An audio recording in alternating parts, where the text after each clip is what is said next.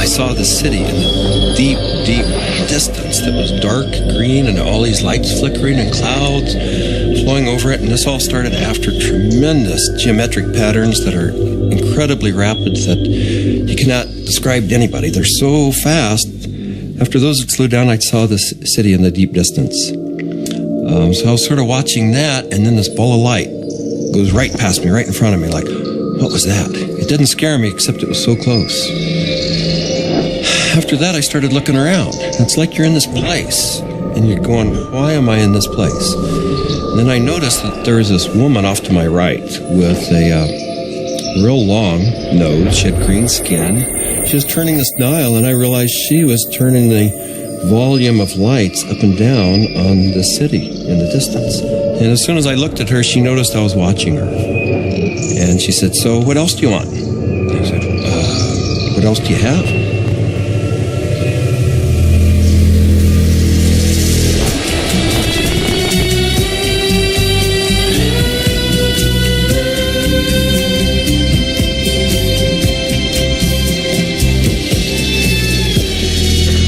This is the story of DMT, or dimethyltryptamine, a simple compound found throughout nature which has profound effects on human consciousness. One of the things, besides what it does, one of the things about DMT that always fascinated me was the fact that it's such a simple molecule. DMT stands for dimethyltryptamine, N-dimethyltryptamine. If you actually look at the ring structure of DMT itself, you only have really 4 positions that you can attach things to. So you can make diethyl or dipropyl. There are some other types of carbon chains you can attach to that end that do give you compounds that have activity, but very different from DMT. It biosynthetically, it's 2 steps from tryptophan. Right, 2 trivial enzymatic steps from tryptophan. Well, tryptophan is an amino acid, of course, and it's everywhere. So all organisms have tryptophan, and all organisms have the 2 key enzymes that lead to the synthesis of DMT. And these enzymes are very ancient enzymes. They're all over the place. They're, again, part of basic metabolism. So theoretically, anything could synthesize DMT. DMT is astonishingly widely available in plants and animals all around the world, but so far nobody really knows why it's there or what its function is. That's the $64 billion question, is why is DMT in our bodies? Why is it in plants, in all sorts of mammals? And what is the role it plays in humans? The conventional wisdom 30, 40 years ago was that these things had no real function. They were just sort of physiological noise, but that's a very naive understanding. And what we now understand is that these secondary compounds are, in a sense, the language of plants. These are messenger molecules. This is what plants use to mediate their relationships with other organisms in the environment. Why is it that human beings' central nervous system are wired to receive this experience? It must be that, there's important information to be learned. So I don't think it's universally present in nature by accident. It has a real function. We have co-evolved with these plants. There's a purpose and a meaning to it.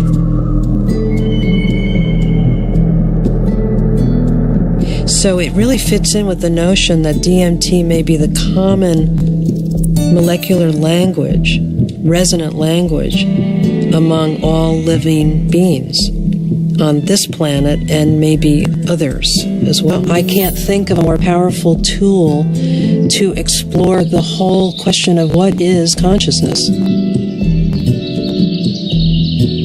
These substances are tools that can be used to expand awareness in all areas of life and apply that expanded awareness for the betterment of people's lives and their community, their families, and our society.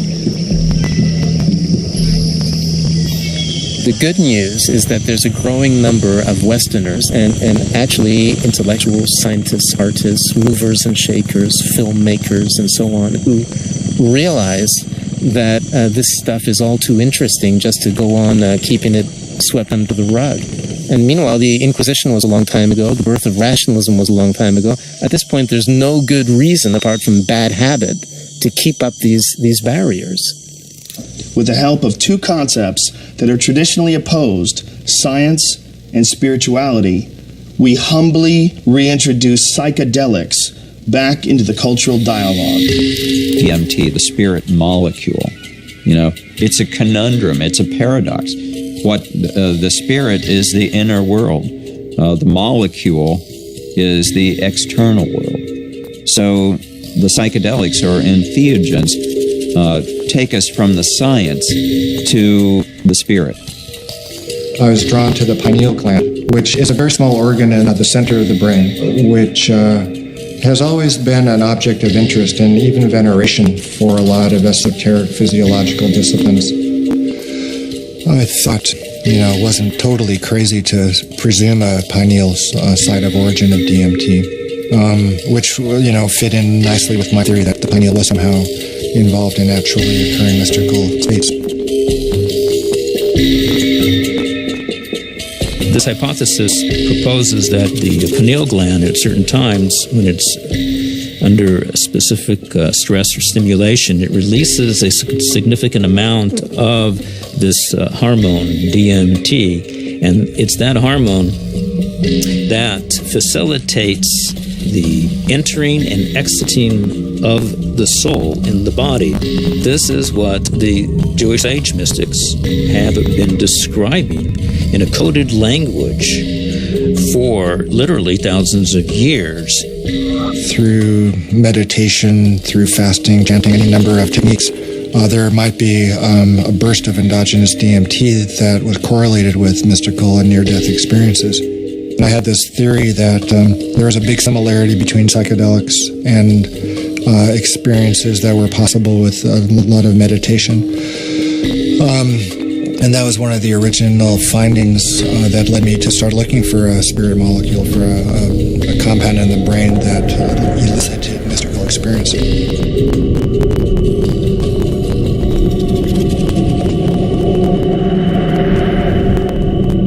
I think there may be a role for DMT in explaining any number of hallucinatory phenomena that man has experienced throughout his history. Creativity, imagination, dream states, changes that occur due to isolation, trauma, starvation, all of which produce hallucinatory phenomena. These hallucinatory phenomena are explainable by the presence of compounds known to produce hallucinations. And the only compounds that we know of that are capable of doing this are the class of compounds known as hallucinogens.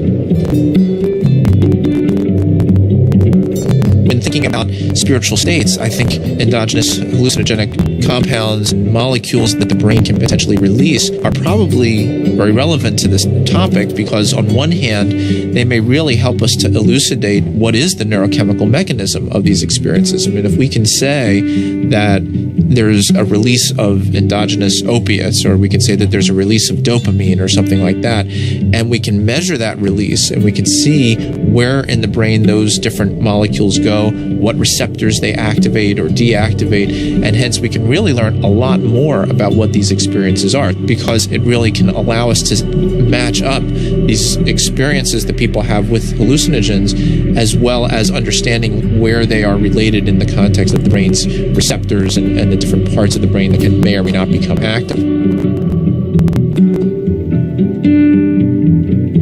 One of the other interesting things about the pharmacology of DMT is that it's actively transported into the brain. And so you have to wonder about the role of DMT in just everyday, normal, perceptual, activity. Too much DMT and things become very psychedelic, or, not enough, DMT in the brain can make things dull and flat and gray. There's something that, for me, makes sense about DMT. You called it the spirit molecule. It might almost be called, the reality molecule. Philosophically, it makes sense that something that would be so fundamental to the way we perceive reality would be imbued out there in reality. There was a sense around it that there was something special, that it wasn't like anything else. There wasn't like other psychedelics. Its intensity and speed was such that it really produced a different kind of response. I mean, I remember almost getting the sense that it was kind of like a psychedelic bungee jump, that there was a kind of raw leap into this rapidly changing environment that was very different than the more gradual approaches of other psychedelics. Smoke DMT is sort of like the drive-by shooting of psychedelics. You're in one place, bang, you're in another place, and then bang, you're back down. So it doesn't leave a whole lot of room for that narrative of who am I, what am I doing here, why am I in this space, what am I learning? It's almost like there was too much information to process in that few-minute span to integrate once you drop back down. Dimethyltryptamine, when it's administered, has a very rapid onset and a very short duration of action. This is because it's very rapidly broken down by the body so that it can be cleared. DMT is rapidly degraded by an enzyme in the liver called monoamine oxidase, or MAO. That's the reason it's not active when you take it by mouth. Whereas psilocybin, when you take it by mouth, it's not broken down by monoamine oxidase very quickly at all. So it gets through the liver and passes on into the bloodstream and into the brain.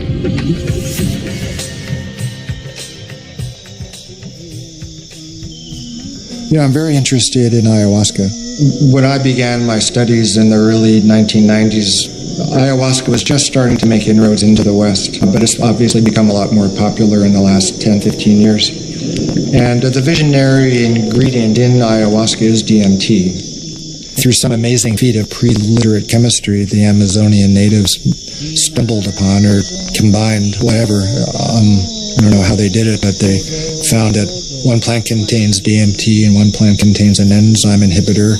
Combine them, you can drink DMT and it's orally active. So it starts working in a half hour, lasts for 3 or 4 hours, and you can maneuver a lot more comfortably within that state than you can when you're just smoking it or injecting it.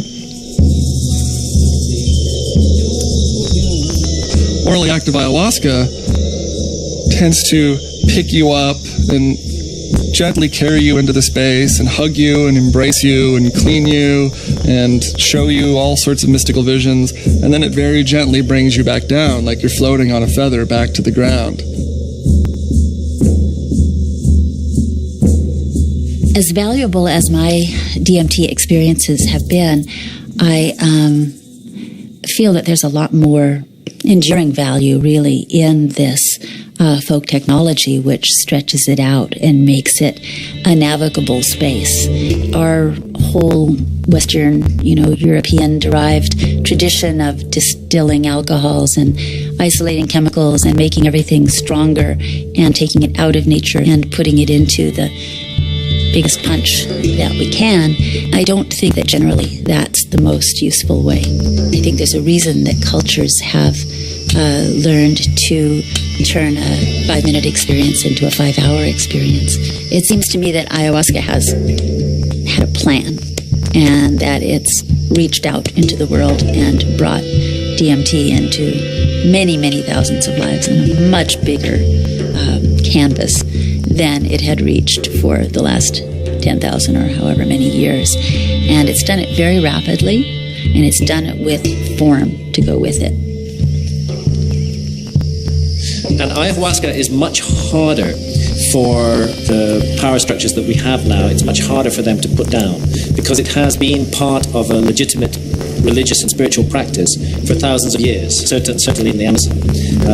And we can't just dismiss all that as primitive mumbo jumbo and superstition. We have to get to grips with that on its own terms. I think that there's a growing number of people who feel this desire to get back in touch with nature, with plants, with animals, and who know that through the shamanic path there's a way of doing this, and that actually these tools, these psychoactive tools for plants like ayahuasca is a very direct way of doing this. Now, it may not be everybody's cup of tea, and I think a lot of people are actually with reason afraid of it. I think like a lot of people in my generation, I first heard about DMT through Dennis McKenna. It was a very funny way to become aware of such a powerful and interesting and anthropologically rich topic as a compound like DMT, because it really became it was almost more of a concept than something that people were necessarily taking. The DMT flash makes it clear that disembodied consciousness is a possibility. I think that the whole tension of history and the tension of life seems to be about the shedding of the body. Terence was he was a good promoter. Basically, he said it's the ultimate metaphysical reality pill. And even though it's not a pill, but I thought that was a pretty good characterization after I took it. It seemed to be of a different order than LSD and mescaline and some of the other things that were around. DMT really did seem to be a whole other level of experience.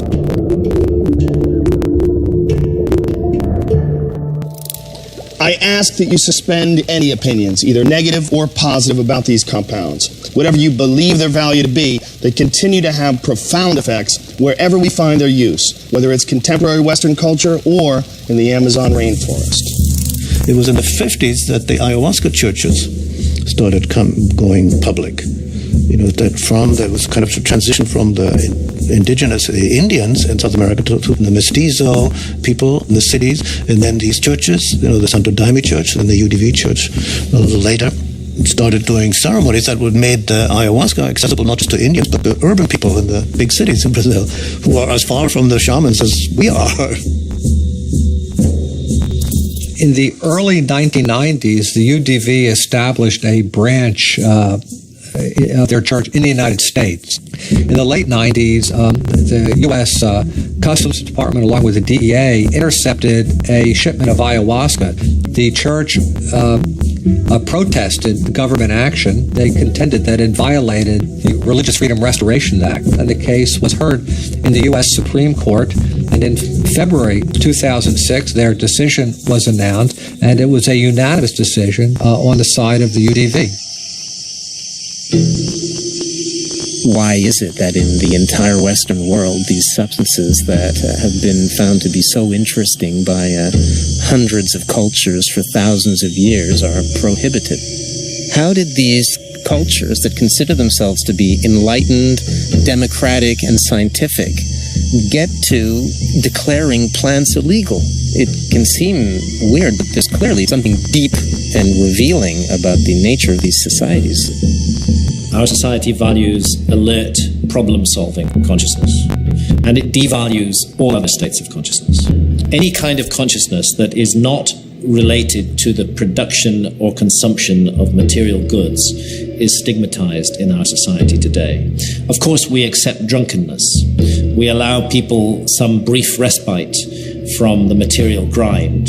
A society that subscribes to that model is a society that is going to condemn the states of consciousness that have nothing to do with the alert problem-solving mentality. And if you go back to the 1960s, when there was, a tremendous upsurge of exploration of psychedelics, I would say that the huge backlash that followed that had to do with a fear on the part of the powers that be, that if enough people went into those realms and those experiences, the very fabric of the society we have today would be picked apart, and most importantly, those in power at the top would not be in power at the top anymore.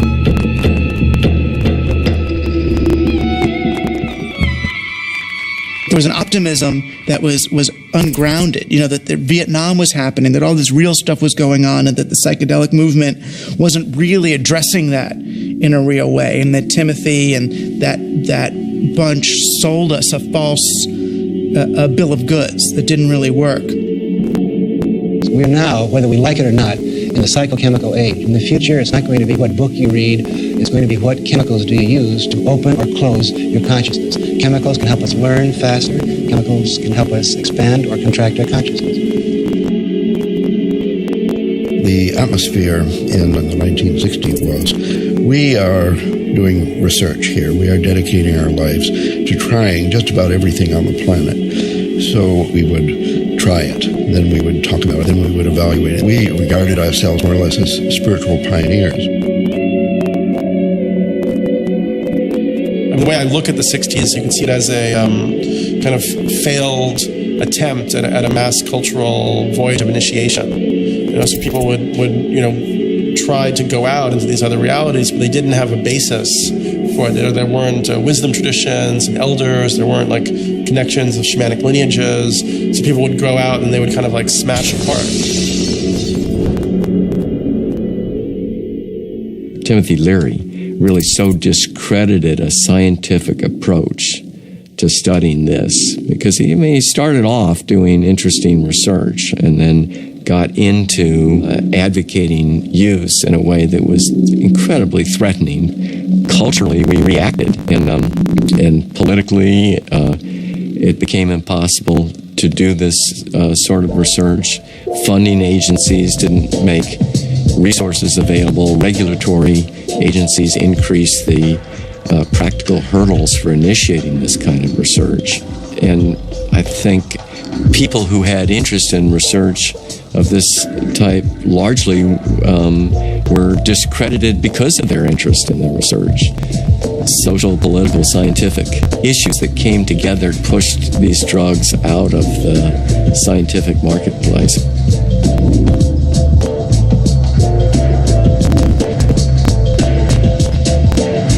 The public opinion in many cases had become that psychedelic research was dangerous. The lay public was uninformed about the true nature of these compounds and what their importance may be in the understanding of perception itself.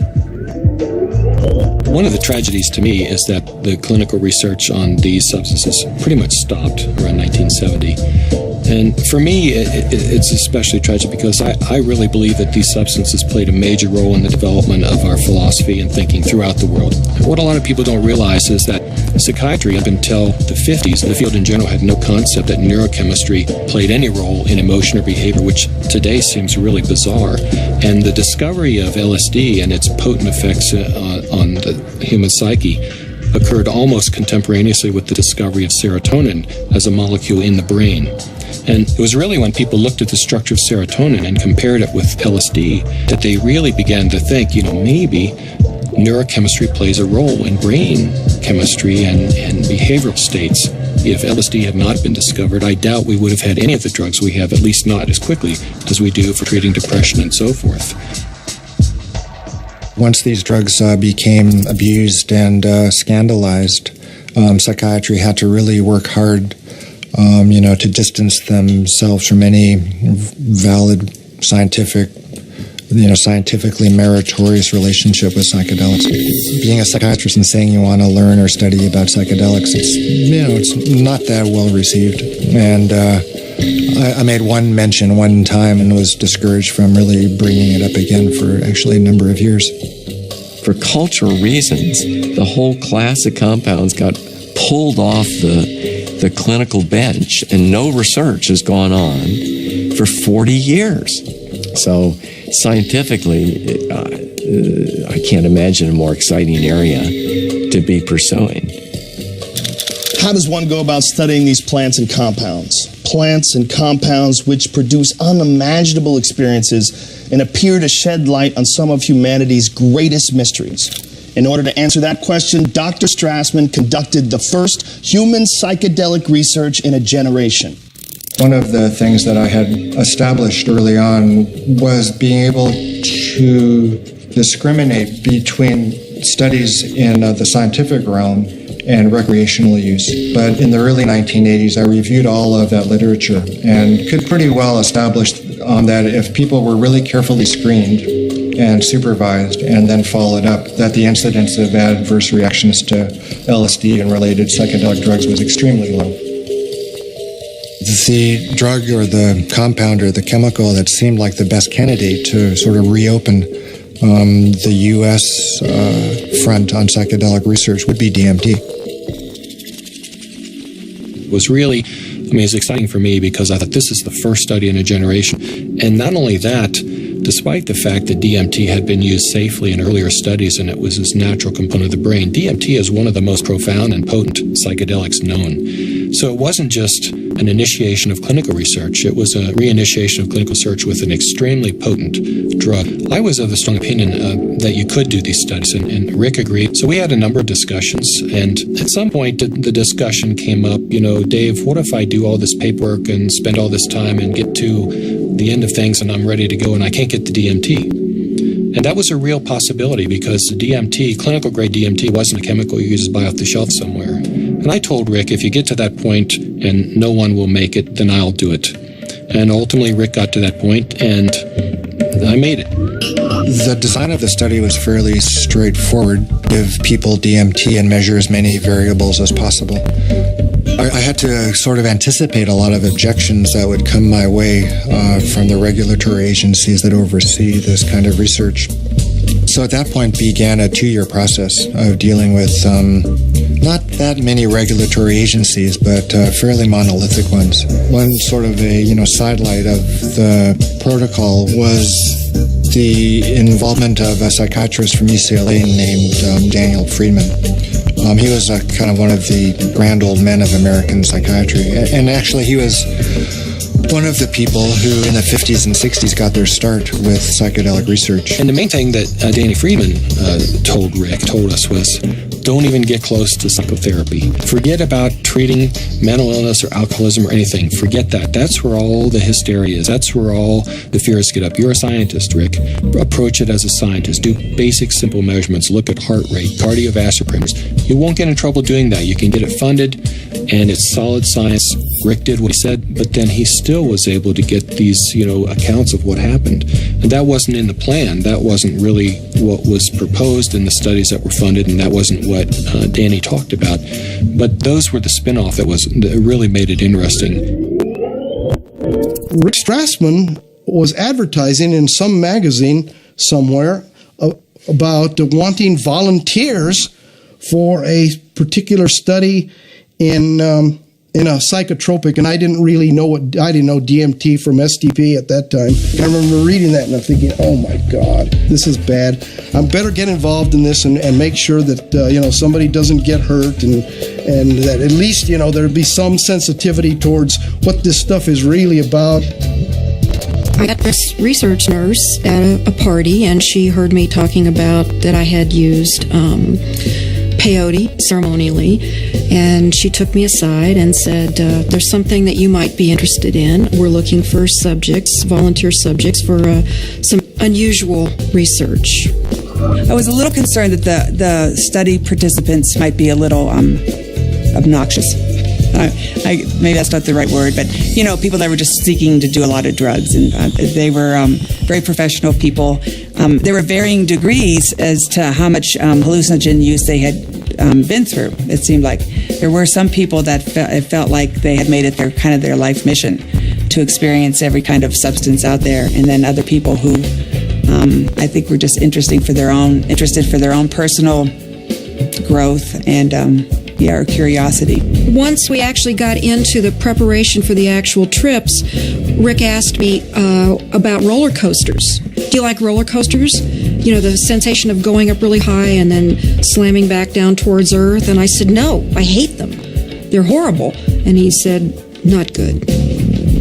I just wanted to go with the experience, learn as much as I could, absorb as much as I could, and be humble to it. The idea of legally sanctioned psychedelics was just very compelling.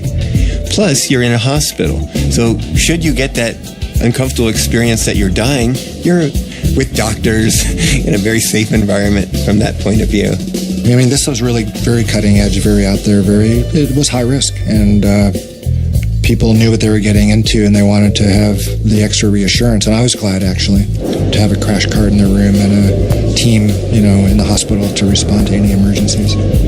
you're in this hospital room, and there's all the sounds and the smells and just the prior experiences of being in the hospital. You know, all these negative things come back. So there was the whole environment to be overcome, because little did I know that it didn't matter where I was. I wasn't going to be in my body. I was going to be out in the universe, and it didn't matter where you launched from. It could be a hospital room. It could be the jungle in the Amazon. It didn't matter where you were, because you weren't going to stay there. Set and setting is so important. It's even more important than the substance. More important than the substance.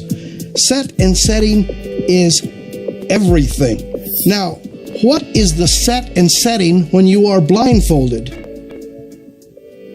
The set and setting is not what you're seeing. You're not seeing anything. The set and setting is your internal self. The things that you have learned, the capacities that you have achieved, the conditions of your own psyche and psychology, these are your set and setting. It's the medicine combined with or interacting with the set and setting that creates an effect of safety, of trust, of comfort, and of resourcefulness that makes it possible for you to take some big leaps and receive some big gifts.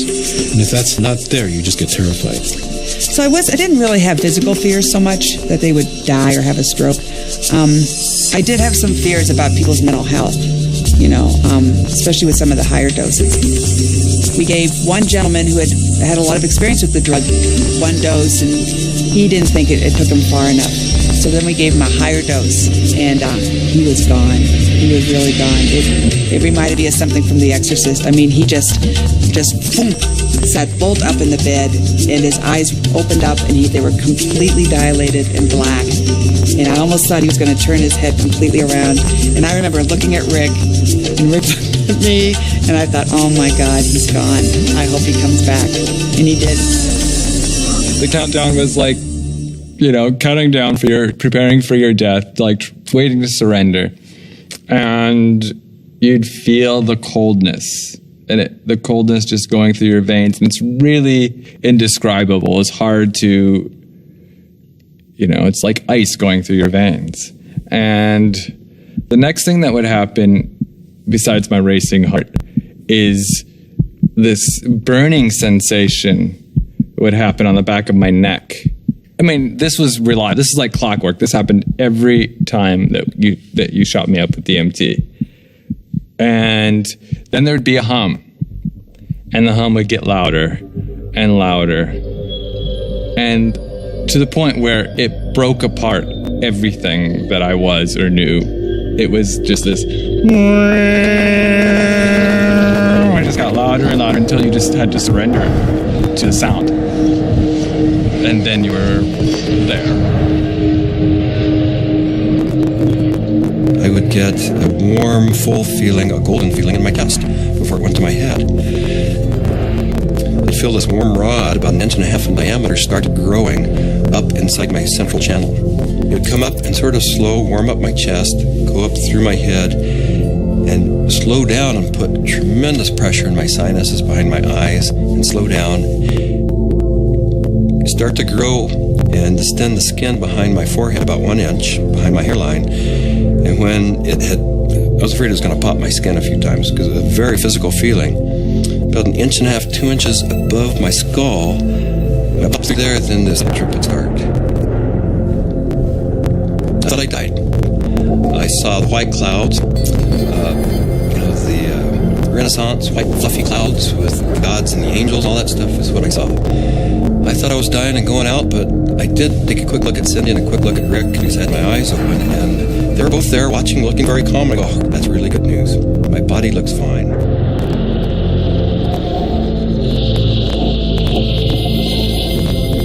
So I didn't know whether it was my birth I was re-experiencing, my death, which was yet to come, because I know that time crumbles. The linearity of time is totally meaningless in these states.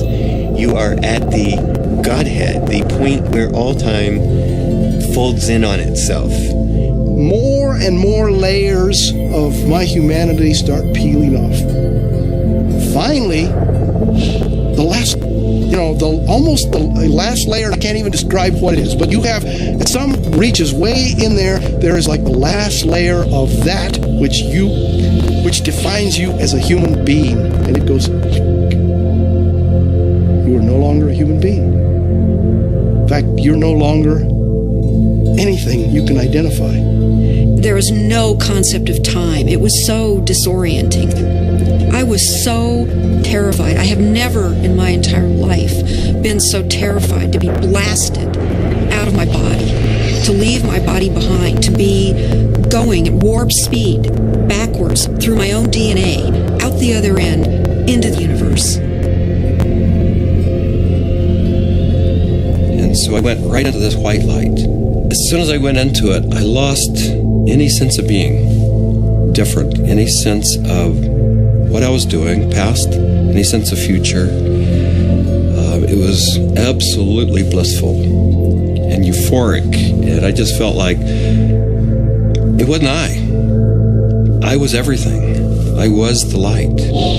There was no sense of separation, no shadows, no differences, no past, no future. It was all present and white yellow light.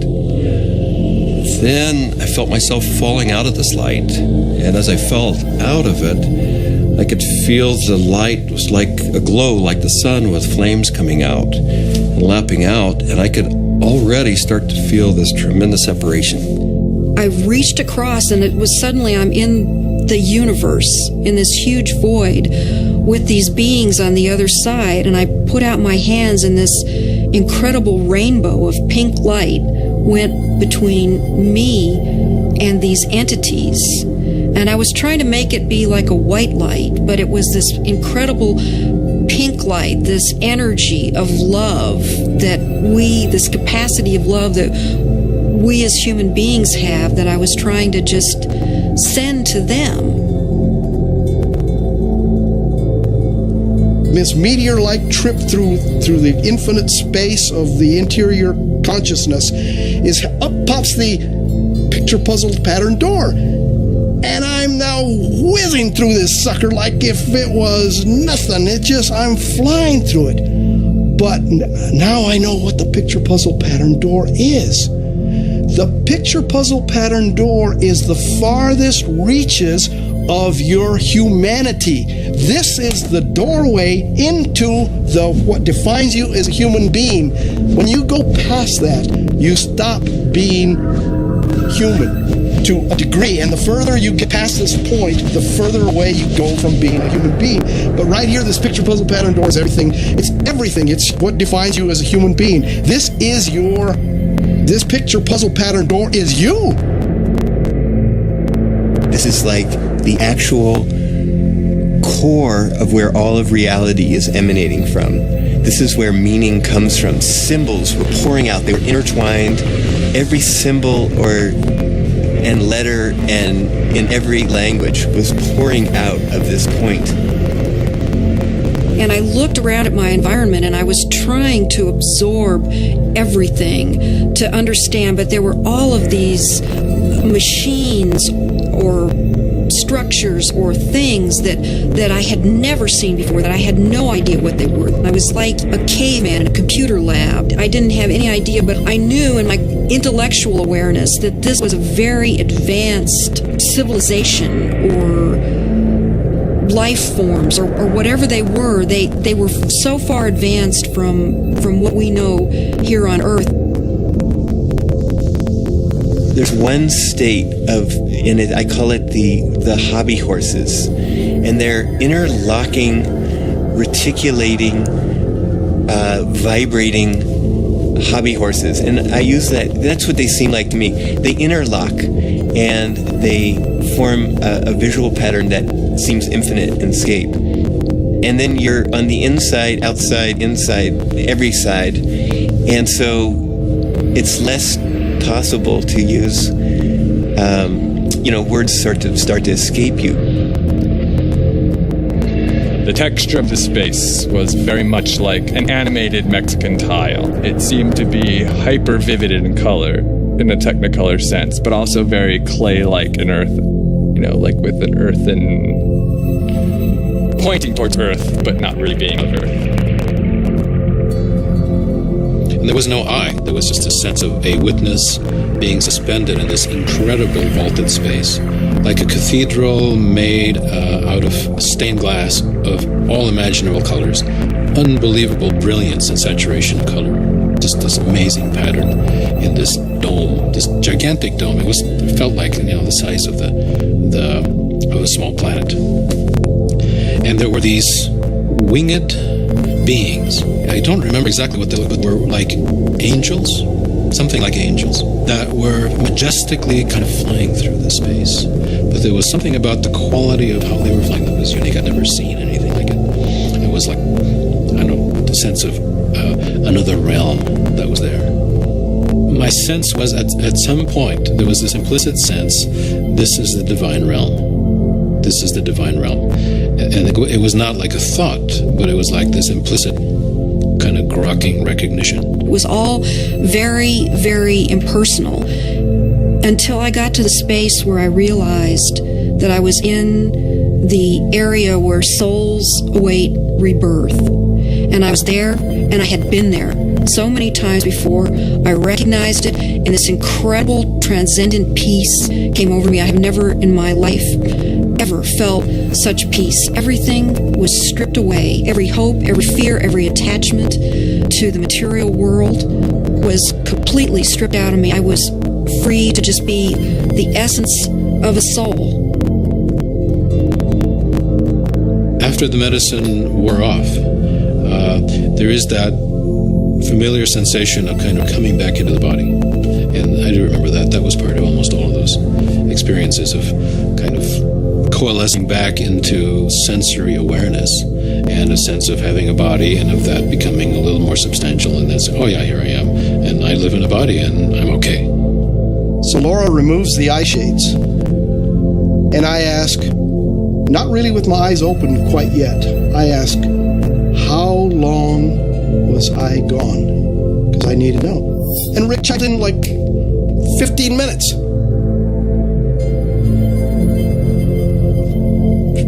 For a moment, I'm shocked. I'm like,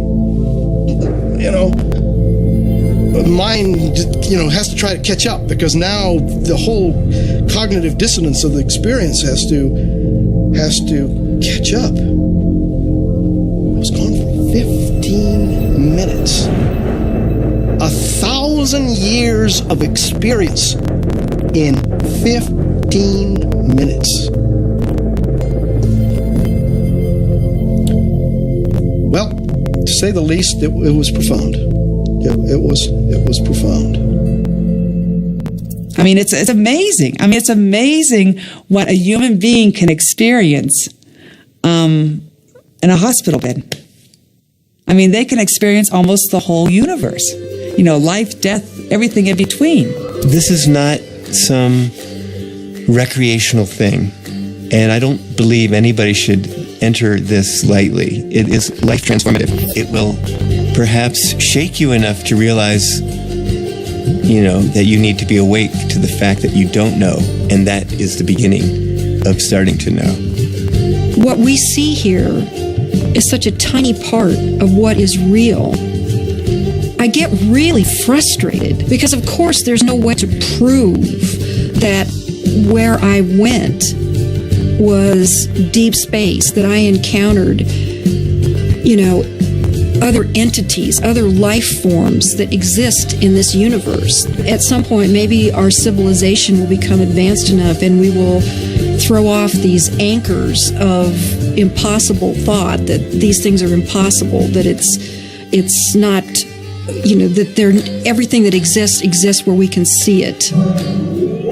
I wrapped up the studies in 95 and really just had to take a break for a couple of years. I was aware of a growing sense of discomfort with what I was doing because I just couldn't explain it. And it seemed to me if I couldn't model and explain what was going on that I was doing and just,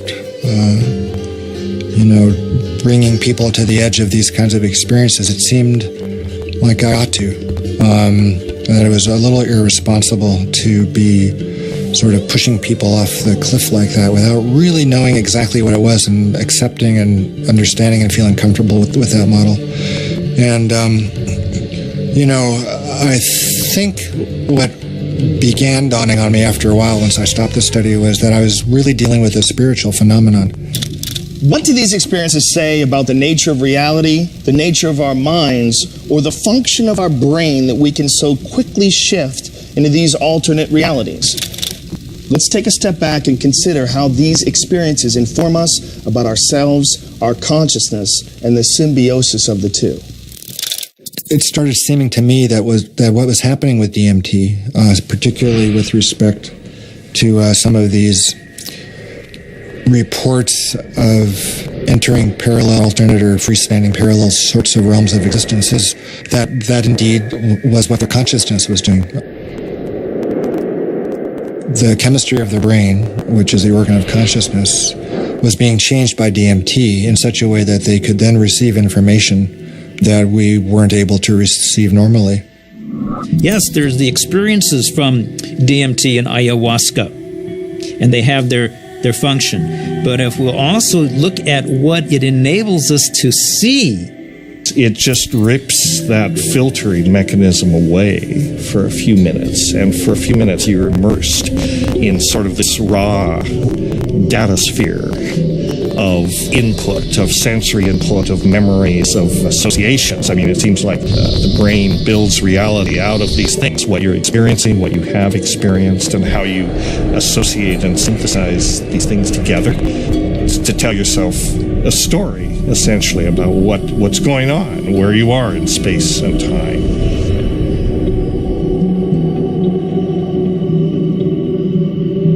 It's the brain that helps us to process all this information and to create for us a rendition of what our world is all about. But we're trapped within that brain. However, in spiritual experiences where people feel that they get beyond the self, in certain types of psychedelic experiences where you have incredible sensory and other types of phenomena, people really feel like they are able to kind of get outside of their brain. We have to take a very big look at what is going on within them when they have the experience and try to understand how it happens physiologically and try to make sense of it from the subjective perspective as well as from the objective perspective. I don't think you can just say, let's just explain it away on the basis of science. What I was doing early on when I was hearing these reports were interpreting them, calling them psychological or brain chemistry aberrations or whatever, that there was a part of the brain that was being dinged that was responsible for the alien appearance phenomenon. This is not a new phenomenon. Entities in altered states have been recognized for an extremely long time in many cultures over the millennia. Helpers, spirit assistants, angels, all of these different entities have been fairly common throughout man's experience of altered states and through much of man's mythology.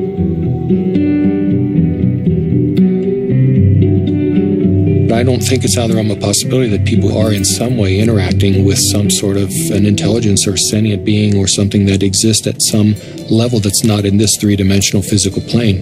I'm looking at it from a sense of, okay, is the drug healing you? Is it helping you? And or is it giving you the tools? What are you bringing back? What you bring back, I think, has to be something more than there are these entities out there. The best psychedelic explorers are people who realize that even the truths they see on a trip are not truths, but new models, new what-ifs, alternative frames. Unless there is a map and a clear methodology, then one will just have a variety of different experiences.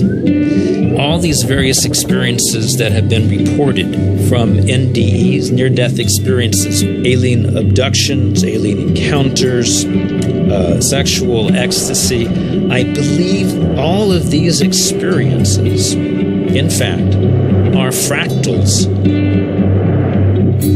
If we understand the concept of fractal geometry, no matter how small it is, it contains everything that is in the larger picture. And thus, that validates profoundly all these various experiences. Discount the phenomenon as hallucinatory or imaginary. I think it's maybe more useful to look at a mechanism of action. If it is real, then perhaps how does it work?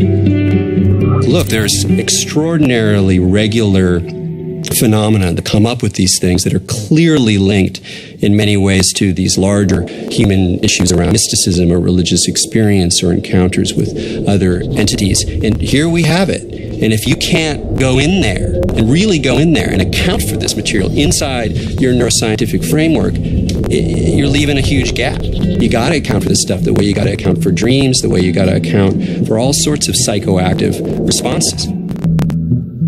Using DMT as an explanatory model, as kind of the mediator between our consciousness and the consciousness of a non-corporeal sort of reality, it's handy.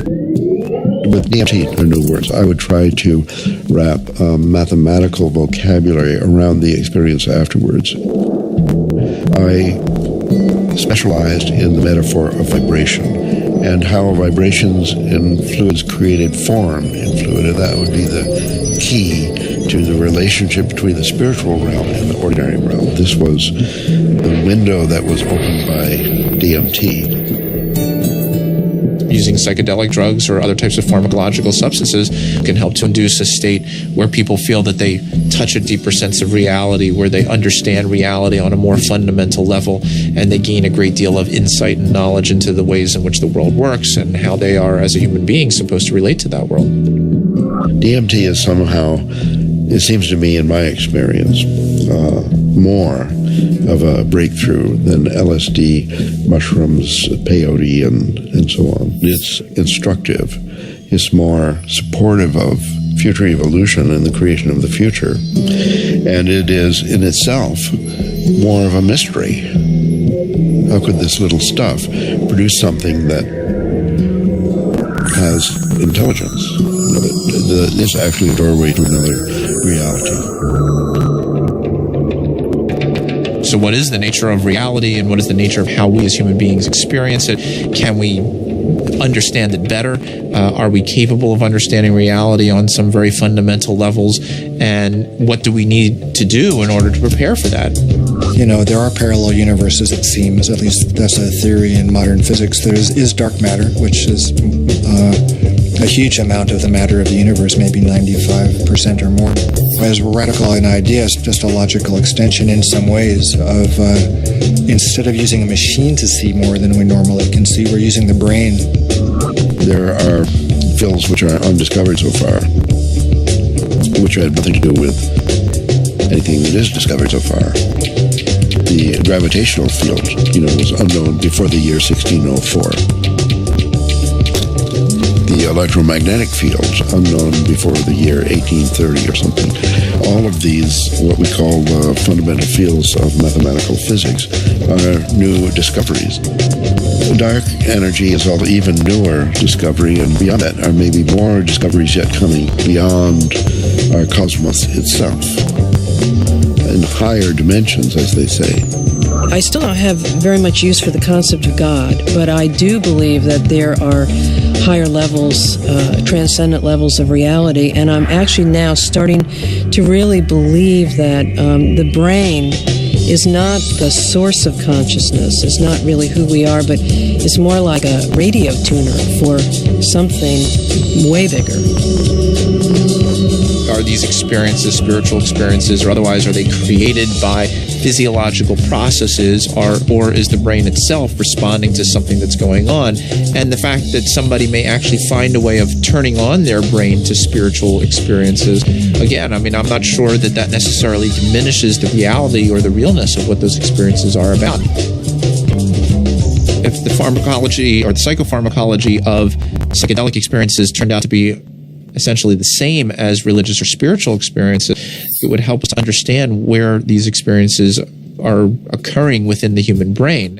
I'm actually quite convinced that we're probing the biological basis of moral and ethical behavior. I think these primary religious experiences really are at the bedrock of the world's religions.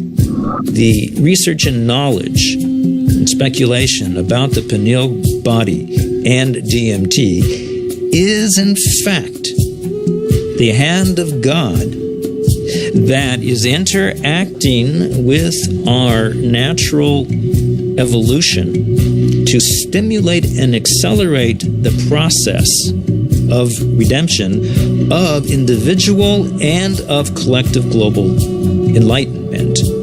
Because of my ayahuasca experiences, I consider myself a spiritual person. I know things now that I could never have known otherwise.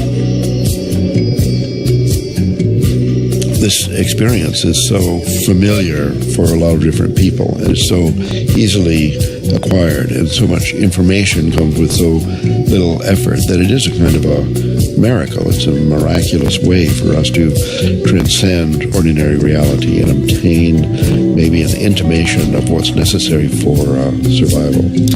Ranging from new forms of medical treatment to a better understanding of the universe to life-changing spiritual revelations, these natural tools offer us the ability to seek greater knowledge. Tools that could positively affect life on our planet. Let's answer Dr. Strassman's question. If so, so what? Because of the collapse of consciousness and scientific knowledge split apart, both these modes of knowing have to come together. In other words, science and technology, from a traditional religious perspective, is not an extra. It is part of the process by which humanity is going to evolve into its next stage. How do we find the right form for psychedelics in the future? I mean, assuming that psychedelics are part of the human future, right? For that, at the moment, they're still, generally repressed and suppressed and legal. If that were to change, how would we begin to construct a kind of system that would allow for a kind of rational and mature exploration of psychedelics? I think that the name of the game is to show science the pertinence of this somewhat outlandish realm. And it's not just crazy stuff. It shouldn't be considered as, let's say, not even worthy of interest or illegitimate. I actually think because it's declared off bounds, it just makes it interesting to start with. But one doesn't want to throw out the baby with the bathwater, and I think it's really important to stay faithful to science. What does it mean? Why is there a part of the brain that seems to be, for lack of a better word, a God detector? What's the evolutionary advantage to having some part of the brain that seems to, trigger and mediate experiences of the transcendent? The Kabbalah is revealing to us that the pineal body is actually the very edge of the higher dimension that is penetrating into our lower dimension, and it is located precisely in the middle of the brain. I can remember reading about Descartes, thinking that it was actually the interface between the spiritual dimension and the dimension of matter. And I remember studying that as a foolish idea from our history. And now it seems actually like a very interesting idea. What we are looking for out there is really in here. It is the doorway. It is the gate. So we focus on the transformative effect of the psychedelics. But it's also true that the reverse is true, that it requires transformation in order to embrace psychedelics. It's one of the tricky paradoxes of postmodernism that psychedelics both require and produce a transformative effect. We have severed our connection to spirit. That's what our society has done. It has sought to persuade us that the material realm is the only realm, and the only way we're going to recover is to reconnect with spirit. And I truly believe we need the help of the plants in order to do that. Part of our work is to respect these medicines and then to change the culture enough that people doing them can be respected and held. And not everybody needs to do them. Not everybody should or wants to. But that it isn't pushed to the side. And so part of that does involve then research, because that's how in our reductionist society we validate things. With the passing of the years and the opportunity for sober reflection, I think there's a growing appreciation that there may be something to gain from studying these compounds, that there's a lot we can learn, and there may very well be treatment models, particularly for patient populations for whom conventional treatments are ineffective, for whom the psychedelic model, when utilized optimally, may provide great benefit. I think the most important thing that we could do right now that would be fairly straightforward to do is to ask and answer the question of whether ayahuasca could help people who have drug and alcohol abuse. And given that we know that DMT and similar alkaloids have a very strong effect on the same receptor sites that are involved in depression, and the notion that most people, in my experience, who use drugs and alcohol are self-medicating a deep depression or an anxiety. I've had mission now over the last few years to utilize psilocybin, which is the active alkaloid in hallucinogenic mushrooms, in the treatment of patients with advanced stage cancer who have anxiety. We're treating the anxiety, not the cancer. Now, psilocybin is 4-phosphoryloxy N-dimetiltriptamine. So obviously, from a chemical structure point of view, very similar to DMT. Ultimately, what I want to do is see these things used in the way that they were used traditionally, to heal people, help people. And right now, helping people come to terms with dying. It changes your whole relationship to your death, your impending death. Believe it or not, you're going to die. And now, with this tool of having crossed over already, some of the fear around that will disappear. Now I'm beginning to wonder whether consciousness may actually survive biological death, that maybe the model that we've been working under in psychiatry and the behavioral pharmacology model is just wrong. It's backwards, actually. That consciousness is primary in the universe and matter is a result of.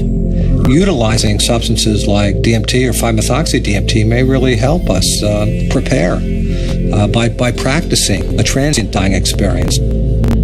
Thus far, we're observing very positive effects in regards to the nature of experience during the session, and then subsequent effects on mood regulation and anxiety control, pain perception, and overall quality of life for cancer patients.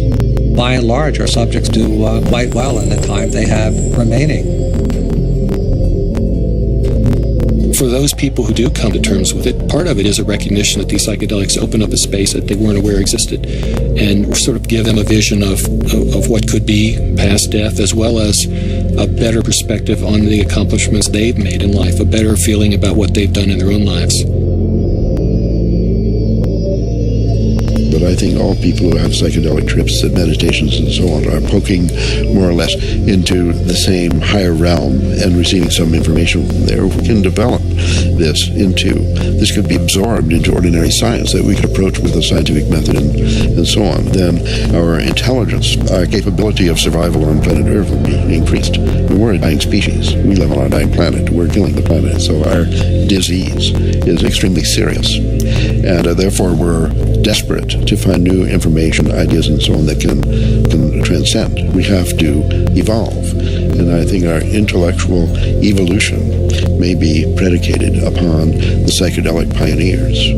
It's so easy to change the world. I mean, and that's the kind of thing that you can see on psychedelics. If you don't get trapped in the beauty and awe of the psychedelic experience itself. It's like looking through the chandelier of reality from a different vantage point. You can now project through those crystals in another way, and it's beautiful. But okay, now come back. Now come back. I think if I ever were to resume giving people psychedelics, particularly DMT, it wouldn't be just to kind of tinker with brain chemistry and just see what's happening.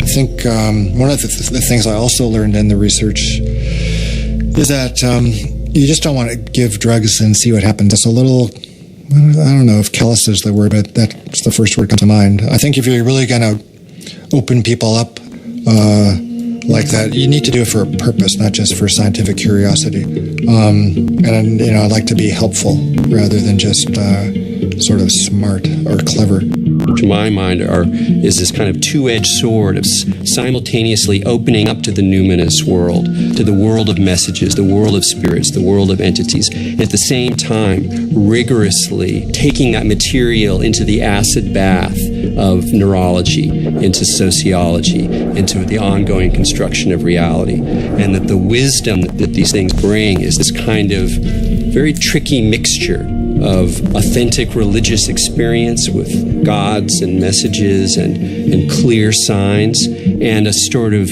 remarkable mirror of the mind. The curiosity, perhaps the uniqueness of the human creature, is that we live in both realms. We have the ability for spiritual experience, and we have the ability for physical experience. The agenda of the spirit world, if there is an agenda, is to allow us to experience our full potential and to deliver our full potential. And maybe the choices that we are making right now as a civilization and a society rebound far beyond ourselves. I think DMT is a forcible reminder that there's a lot more about reality, the universe, ourselves, biosphere, whatever, that there's a lot more to it than we imagine.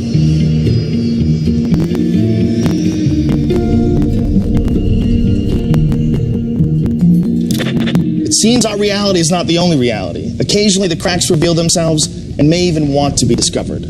As humans, we are creatures that thirst for knowledge. We spend time, money, and infinite energy searching for it, in schools, in churches, in business, and in technology. Knowledge is power, and thus our greatest quest. Dimethyltryptamine, a molecule with a complex name and the simplest ability to unlock the door to another dimension, and perhaps, just perhaps, our future evolution.